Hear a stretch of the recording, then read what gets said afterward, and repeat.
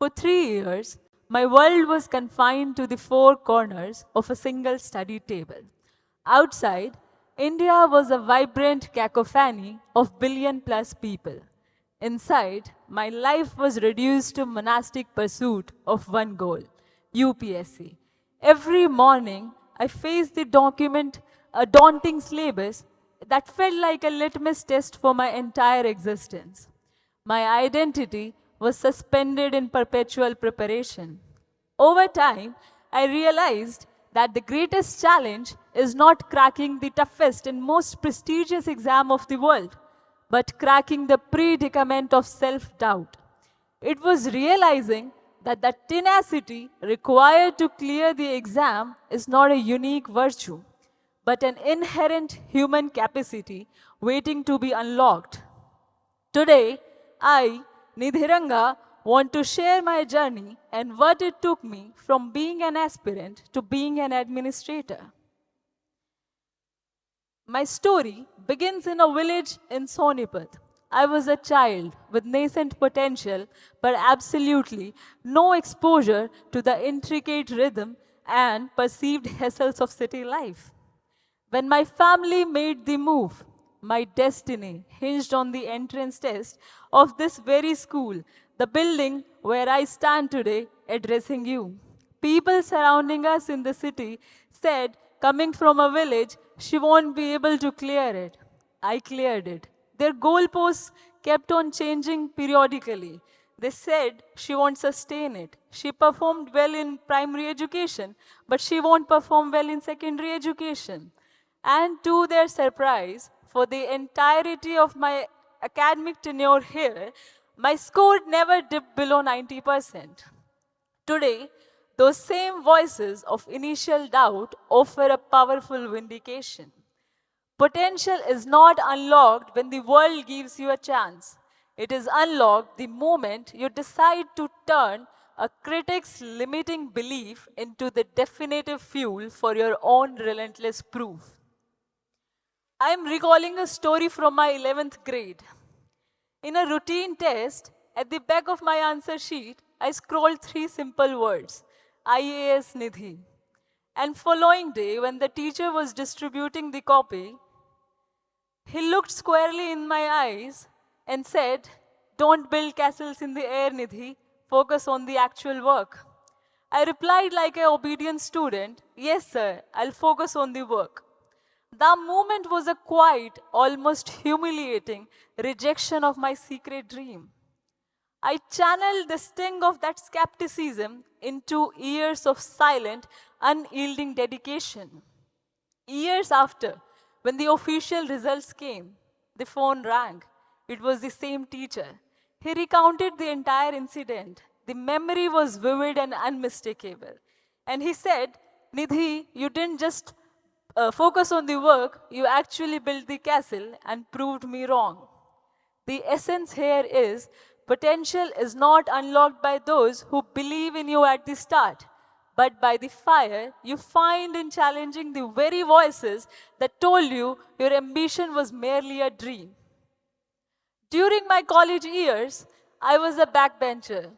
Sometimes I bunked classes too. My peers, while witnessing this casual approach of mine, said either she will fail miserably or will score low. But when the final grades were out, my CGPA was 9.4, surpassing all of their scores. But the true epiphany did not come from the scores, but from my professor. She remarked, the backbenchers often harbors the greatest minds, and your inherent enthusiasm and fierce curiosity are what truly matter. That remark was a watershed moment for me.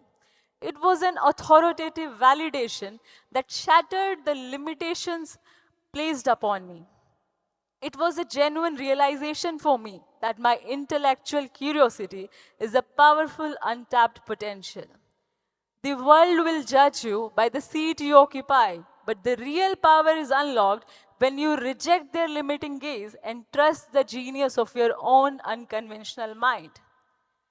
Then after my graduation, I started preparing for JEE mains to get admission in the masters. But after preparing for a year, I dropped the plan and switched to UPSC. I want to add a quote here. मंजिल मिलेगी भटक कर ही सही, गुमराह तो वो हैं जो घर से निकले ही नहीं. Then I started preparing for UPSC, and there came the moments when I wanted to give up, when I was so done with the exam. But my parents always kept on reminding me about my potential. I have so much faith in the word potential. Then, when the prelims results were out, it was not a relief I felt. Here was my reality. I was fundamentally unprepared. The vast, unyielding syllabus for my physics optional remained largely untouched. Not a single complete answer had ever been committed to paper by me. I was very nervous, but equally excited for the battle ahead. In a desperate 11th hour move, I sought out the only available coaching institute for my subject. And I laid bare my precarious state of preparation before him. He asked me, "For what score you are aiming?" And I said 300. It was based on a belief, on a conviction that is my brother's mantra, that low aim is a crime. And the teacher called my goal a quantum barrier, meaning an impossible threshold. I replied in the same language, "Sir, quantum tunneling is the solution then." He laughed and issued a casual yet monumental dare to me, that if you can clear the exam in the given year, I'm going to give you 1 crore rupees. I did not reply to him. I accepted the challenge with quiet resolve. I relied on unflinching dedication and radical belief in my latent potential. Now, here I stand, not just as a candidate, but a conqueror. It was not about conventional success. It was about demonstrating that internal conviction can shatter any external constraint. It proves that when you truly decide to unlock your potential, you don't just overcome the barrier, you tunnel straight through it. Henry Ford rightly remarked, "If you think you can do it, you can do it. If you think you cannot do it, you are right." It is the attitude which determines the success or failure ultimately. Potential is not unlocked by one heroic act, but by a consistent series of small, conscious decisions that require overcoming resistance. We don't build muscles, for example, by lifting the heaviest weight once, but by lifting the manageable weight repeatedly, right to the point of fatigue. Our potential is not a fixed quantity, but a rate of growth. Also, when I was preparing for UPSC, I was studying for 6-7 hours. But people were reminding me that you need to prepare for 18 hours a day, otherwise you cannot clear it. So I want to tell you that efficiency, self-awareness, and strategic rest, they are the decisive factors that separates the merely busy or always indulged and involved in studies from what is truly accomplished. You know, throughout my journey, there were voices telling me what I couldn't do. You are too ambitious, too late, too ordinary. But somewhere, deep down, there was one quiet voice, the voice of conscience, that kept on saying me, "Give it a try." Because unlocking potential does not begin when the world believes in you. It begins when you believes in you. So next time the doubt surrounds you, remember, you don't need everyone to see your light. You just need to keep it burning. Believe in the fire within you and watch how it lights the world around you. I would like to conclude it by a poem: "To strive, to seek, to find, and not to yield." Thank you.